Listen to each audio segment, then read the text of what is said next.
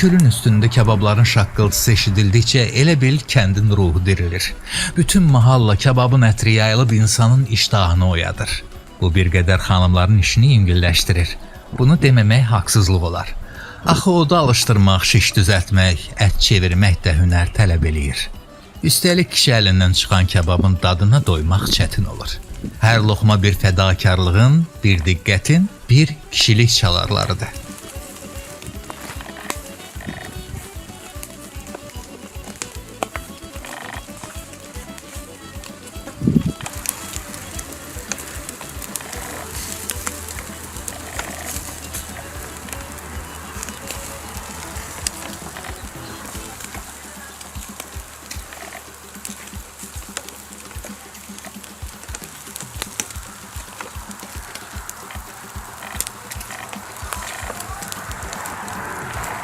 Nə vaxtıda gəlirik, heyvan kəsirik, heyvan yeyirik burada.